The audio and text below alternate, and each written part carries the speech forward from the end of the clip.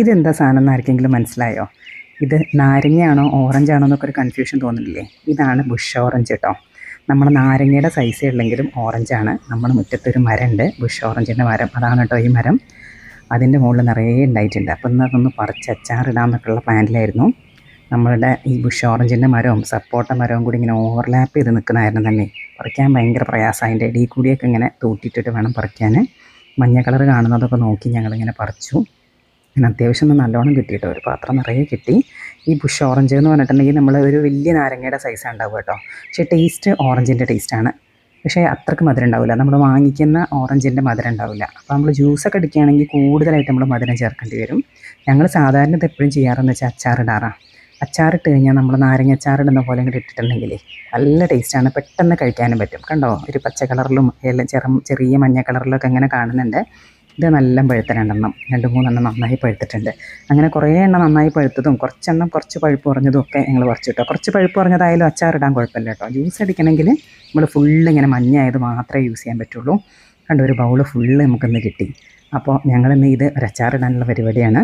ഇതെങ്ങനെയാണ് ഉണ്ടാവുക എന്നൊക്കെ ഒന്ന് കട്ട് ചെയ്ത് കാണിച്ചു തരാം കേട്ടോ. ഇതൊരൊറ്റ ചെടി വെച്ചാൽ മതി. ശരിക്കും ഒരുപാട് തുരുതുരായി ഉണ്ടാവും കേട്ടോ, ഇഷ്ടംപോലെ ഉണ്ടാവും. അച്ചാറിട്ടാൽ ശരിക്കും നമ്മൾ ലൈം അച്ചാറിടുന്നതിനേക്കാളും നാരങ്ങച്ചാറിനേക്കാളും ടേസ്റ്റാണ്. കാരണം ഭയങ്കര തിന്നായ തൊലിയായതുകൊണ്ട് തന്നെ ഒരാഴ്ച കൊണ്ട് തന്നെ നന്നായി അലിയും. നാരങ്ങച്ചാറ് നമുക്ക് കുറച്ച് ദിവസം കൊണ്ട് കഴിഞ്ഞാലല്ലേ യൂസ് ചെയ്യാൻ പറ്റുള്ളൂ. ഇത് തൊലിയൊക്കെ അതിലിങ്ങനെ അലിഞ്ഞ് ചേർന്നിട്ട് നല്ല ടേസ്റ്റ് ഉണ്ടാവും. ഇതെങ്ങനെയൊന്നൊന്ന് കട്ട് ചെയ്ത് കാണിച്ചു തരാം കേട്ടോ. ഇത് വേണേൽ നമുക്ക് കട്ട് ചെയ്തിട്ട് എടുക്കാം. അച്ചാറിന് നമ്മളിങ്ങനെ കട്ട് ചെയ്ത് 4 പീസാക്കിയിട്ടാണ് എടുക്കാറ്. ജ്യൂസ് അടിക്കാൻ വേണ്ടിയിട്ടാണെങ്കിൽ നമുക്കിങ്ങനെ തൊലി പൊളിച്ചിട്ടൊക്കെ യൂസ് ചെയ്യാം കേട്ടോ. ജ്യൂസ് അടിക്കുമ്പോൾ തൊലി ചേർക്കണമെന്നില്ല. നമ്മൾ സാധാരണ ഓറഞ്ചൊക്കെ തൊലിക്കുന്ന പോലെ പൊളിച്ചിട്ട് വേണമെങ്കിൽ യൂസ് ചെയ്യാം.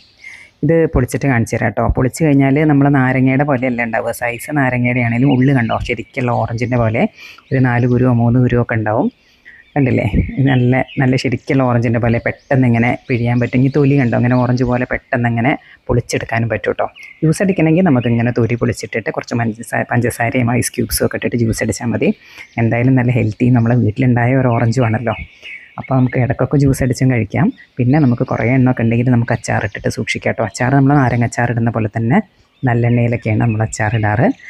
ഇഞ്ചിയും വെളുത്തുള്ളിയും പച്ചമുളകും പിന്നെ മഞ്ഞൾപ്പൊടിയും മുളക് പൊടിയും കായവും ഉലുവാപ്പൊടിയും എല്ലാം കൂടി ചേർത്ത് അച്ചാറാക്കിയിട്ടിട്ട് നമ്മൾ ഒരു 3-4 ദിവസം കൊണ്ട് തന്നെ നമുക്ക് നന്നായി തൊലിയൊക്കെ ഇങ്ങനെ വെന്ത് അലിയാൻ തുടങ്ങും കേട്ടോ. അപ്പോൾ നല്ല ടേസ്റ്റാണ്, പെട്ടെന്ന് തന്നെ കഴിക്കാൻ പറ്റും. തൊലി പൊളിച്ചിട്ടുള്ളതും ഒന്ന് കാണിച്ചു തരാം കേട്ടോ. ഇങ്ങനെ വേണമെങ്കിൽ നമുക്ക് ഓറഞ്ച് തൊലി പൊളിക്കുന്ന പോലെ പൊളിക്കാം, കത്തിയൊന്നും ഇല്ലാണ്ട് തന്നെ. എന്നിട്ട് ഓറഞ്ചിൻ്റെ അല്ലി പോലെ വിടർത്തിയൊക്കെ നമുക്ക് എടുക്കാൻ കിട്ടും. പക്ഷേ നമുക്ക് അങ്ങനെ കഴിക്കാൻ പറ്റില്ല, അത്യാവശ്യം നല്ല പുളിയാണ്. പിന്നെ ഇത് കുട്ടികൾക്കൊക്കെ ഇഷ്ടമുള്ള ഒരു പ്രിപ്പറേഷൻ ഉണ്ട് കേട്ടോ. ഇതുകൊണ്ട് ഇത് നമ്മളിങ്ങനെ ഹാഫ് കട്ട് ചെയ്ത് അതിൻ്റെ കുരുവൊക്കെ കളഞ്ഞിട്ട് അതിലേക്ക് നമ്മൾ ഒരു നുള്ള ഉപ്പ് ഇങ്ങനെ വെതറിയിടുക. പിന്നെ നമ്മൾ ഒരു നുള്ള മുളക് പൊടിയും കൂടി ഇങ്ങനെ വെതറിയിട്ടിട്ട് ഇങ്ങനെ കഴിച്ചാലുണ്ടല്ലോ വേറെ ലെവലാണ് കേട്ടോ.